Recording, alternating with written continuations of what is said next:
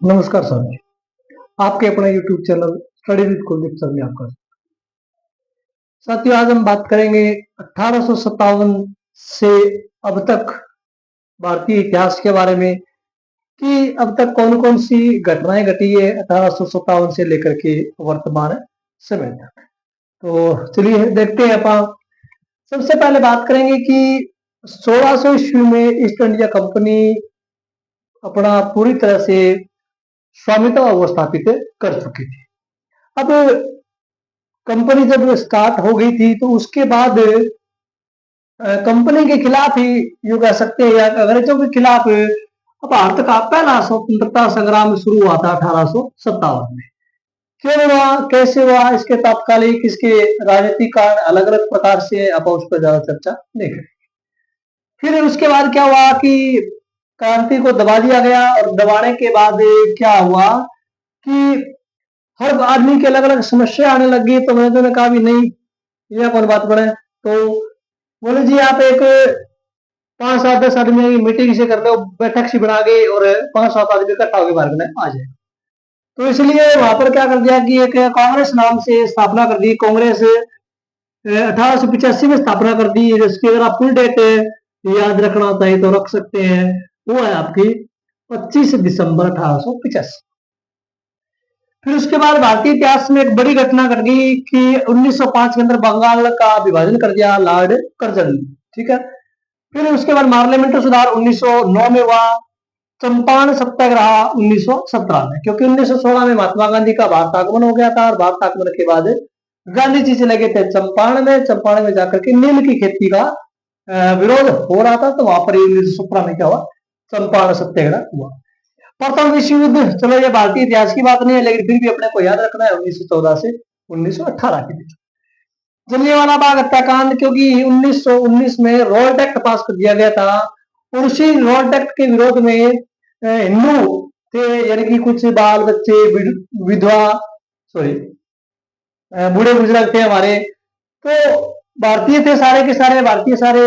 आपको पता ही है जलियांवाला बाग अमृतसर के अंदर वहां पर एक सभा कर रहे थे और सभा पर जनरल डायर ने वहां पर क्या कर दिया, आपका निहत्थे लोगों पर वार किया। निहत्थे लोगों के ऊपर वार करने के बाद हजारों लोग वहां पर मारे गए। ठीक है। तो 1919 में, इसकी अगर आप फुल डेट याद रखना चाहें तो रख सकते हैं 13 अप्रैल 1919। ऐसे आंदोलन 1920 में चला। महात्मा गांधी जी ने इसको ऐसा आंदोलन या खिलाफत आंदोलन व्यापार इसको कहते हैं।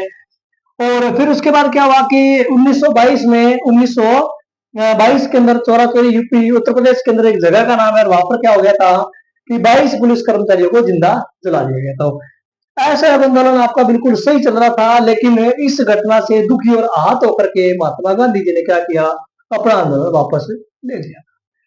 फिर उसके बाद आ गया जी साइमन कमीशन। साइमन कमीशन का आगमन होता है भारत के 1928 में, बना था 1927 में। इसका विरोध हो रहा था क्योंकि इसके अंदर कोई भी भारतीय नहीं था और इसी विद्रोह में या इसके विरोध में लाहौर के अंदर लाला लाजपत राय की पुलिस की लाठी लगने से क्या हो गई थी, हत्या हो गई थी।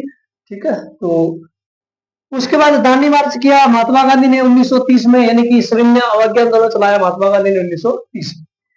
पूर्ण स्वराज दिवस मनाया आपने 26 जनवरी 1930 को, और ये डेट बड़ी महत्वपूर्ण है। 26 जनवरी 1930 को पूर्ण स्वराज दिवस मनाया गया था। इसी 26 जनवरी को याद रखने के लिए हमारा जो संविधान है वो भी 26 जनवरी 1950 को लागू किया गया था। शहीदी दिवस मनाया जाता है कब, 31 मार्च 1931 को। हमारे 3 वीर सपूत राजगुरु भगत सिंह और सुखदेव को 31 मार्च 1931 को फांसी दे दी गई थी। गांधी ऋण समझौता हुआ था 1932 के अंदर, और उसके बाद दूसरा विश्व युद्ध हुआ था 1939 से 1945 के बीच। फिर क्या हुआ कि गांधी ऋण समझौते के बाद काफी दिनों तक शांति रही, हलचल बसती रही, लेकिन इसी बीच एक और बड़ा धमाका कर दिया किसने, महात्मा गांधी जी ने। महात्मा गांधी ने कहा कि 8 अगस्त 1942 को भारत छोड़ो आंदोलन चला, अंग्रेजों गो बैक। ठीक है।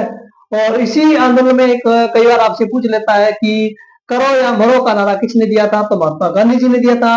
और कौन से आंदोलन में दिया था, तो भारत छोड़ो आंदोलन के दौरान दिया गया। और उसके बाद कैबिनेट का गठन कर दिया गया 1946 में, और अंततः भारत 15 अगस्त 1947 एक लंबी जंग के बाद क्या हो गया था, आजाद हो गया था। इस आजादी ने हमें बहुत कुछ सिखाया और बहुत कुछ हमसे छीना, पर चलो आज हम इस पूरे स्वतंत्र वातावरण में सांस ले रहे हैं उन शहीदों की बदौलत, जिन्होंने इस देश को आजाद करवाने के लिए अपनी शहादत दी थी।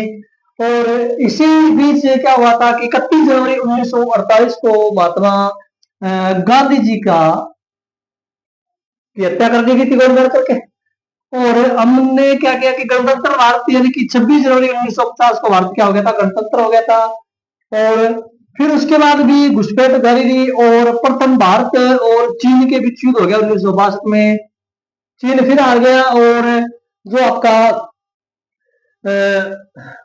ताशकंद जो समझौता है, उस ताशकंद समझौते के बाद इस युद्ध की क्या हो गया था, युद्ध विराम हो गया था। यानी कि ताशकंद समझौते पर यह युद्ध समाप्त हो गया था। और उसके बाद है कि भारत पाक युद्ध 1965 में भारत पाक युद्ध हुआ। इसमें भी पाकिस्तान को फिर पटकनी खानी पड़ी और भारत फिर जीत गया। भारत पाक युद्ध फिर दोबारा हो गया 1971 में। और 1971 में जब युद्ध हुआ तो इस युद्ध का परिणाम ये निकला कि एक बांग्लादेश नाम से एक अलग देश बन गया। और कारगिल का युद्ध जिसको आप ऑपरेशन विजय कहते हैं, ये आपका 1999 में हुआ था। और मुंबई यान तक की हमला हुआ था 2008 में, जिसको आप 26/11 कहते हैं। और ऑपरेशन सिंदूर हाल ही में हुआ था, आपको सबको पता है, 2025 के अंदर।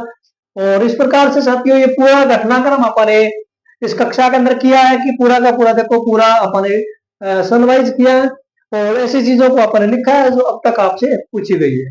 तो जो भी साथी हमारे इस चैनल पर पहली बार विजिट कर रहे हैं, हमारे नहीं बल्कि आपका अपना चैनल है साथियों, तो इसको आप बिल्कुल सपोर्ट करें हमें और ज्यादा से ज्यादा साथी चैनल को सब्सक्राइब करें, शेयर करें। धन्यवाद साथियों।